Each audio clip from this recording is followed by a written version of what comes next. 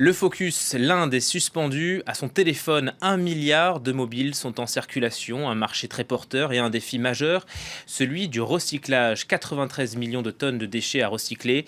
La plupart le sont dans les bidonvilles. Vous voyez ce reportage signé Yanis Granier, Claire-Marie Germain et Constantin Simon. Silampur, à l'est de Delhi. C'est le quartier du recyclage. Ordinateurs, imprimantes, téléphones. Chaque jour, ils arrivent par tonnes de tous les coins du pays pour être triés, démontés et revendus en pièces détachées. Une pratique illégale qui fait vivre une centaine de boutiques comme celle de Gulfam. Le jeune homme a débuté il y a 12 ans. Si on peut remplacer les pièces, alors on le fait. On répare les appareils et on les revend pour leur donner une seconde vie. À Silampur, rien ne se perd. Tout se répare ou se transforme. Plastique, fer, aluminium, cuivre, tous les composants des matériaux électroniques ont une valeur.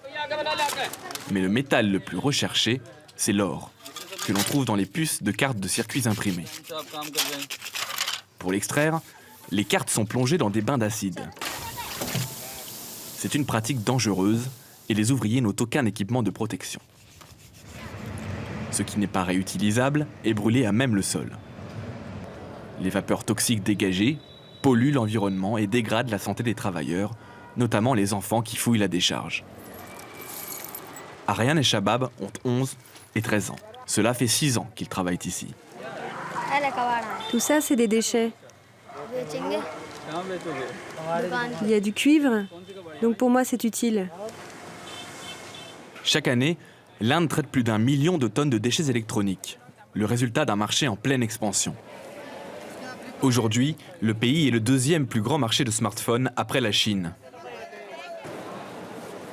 Nehru Place, au sud de Delhi, est le cœur électronique de la capitale. Les smartphones s'y vendent pour presque rien. Une bonne batterie, une bonne qualité photo. Et c'est combien ? 30 €. C'est très bon marché. Oui. Les prix bas attirent de plus en plus de consommateurs. Ceux qui n'avaient pas les moyens de s'équiper le font. Les autres accumulent les téléphones qu'ils jetteront dès le nouveau modèle. Pour éviter les dérives du gaspillage, certaines ONG collectent du matériel électronique et le transmettent à des agences de recyclage officielles. Chintan est l'une d'entre elles.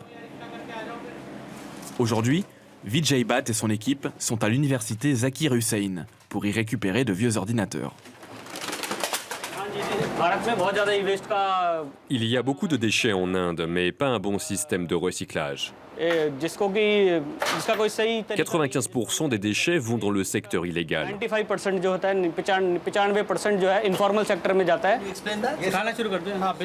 Vous voyez tous ces ordinateurs. On a de plus en plus de déchets électroniques. Il y a 10 ans, il y avait beaucoup moins d'ordinateurs qu'aujourd'hui. En plus, la technologie s'améliore et on doit se débarrasser des anciens appareils chaque année.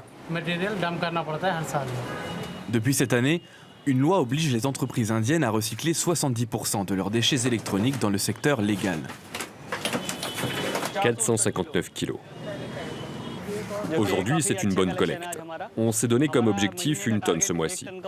Et rien qu'aujourd'hui, on ramasse plus de 450 kilos. Ça ne cesse d'augmenter. Dans 3-4 ans, il y aura 2 fois plus de déchets. C'est dû à la consommation. Avant, une personne avait un portable. Aujourd'hui, chacun en a 2, 3. Donc évidemment, les déchets augmentent. Notre consommation augmente, les déchets augmentent.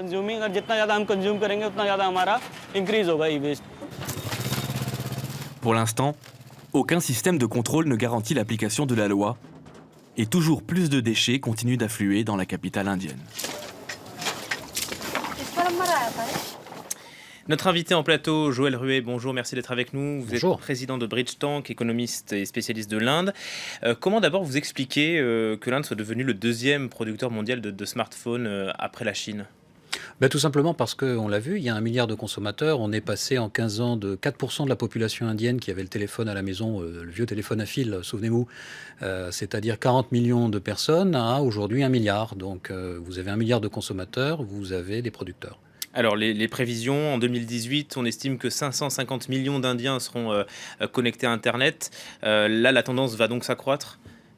Voilà, la deuxième étape, c'est en effet de passer au smartphone, de passer du téléphone portable au smartphone, et on va connaître la même progression vraisemblablement. Et avec les chiffres de coût de revient qu'on a vus, il va y avoir une généralisation des smartphones. Donc l'Inde produit beaucoup, elle a beaucoup à recycler. Il faut dire qu'elle reçoit aussi beaucoup de matières à recycler venues d'Europe et de l'Occident. Alors, je crois qu'il faut mettre les choses en regard. C'est-à-dire que quand vous avez un pays d'1 milliard d'habitants, il a beau importer, de toute façon, le problème est quand même, j'allais dire, une boucle courte, une boucle locale. De toute façon, les déchets indiens seront et resteront importants. Est-ce que l'Inde contrôle ce qu'il reçoit de l'étranger pour recycler? Non, le problème est qu'aujourd'hui, aucun pays ne contrôle ni les émissions, ou en tout cas les envois, ni les réceptions. Il y a des lois qui se mettent en place et il y a un problème de contrôle, de contrôle derrière. Je crois que l'enjeu, c'est de passer de ce qu'on a vu qui est en effet difficile à voir, qui est inacceptable d'une certaine manière et qui renvoie au secteur informel, donc de passer du secteur informel au secteur formel avec des enjeux sanitaires, humains et des enjeux économiques importants. Mais quand on voit ce qui se passe dans le reportage, que tout est recyclé dans les bidonvilles, on a le sentiment que le gouvernement indien n'a pas vraiment compris le problème et en tout cas ne s'y attelle pas.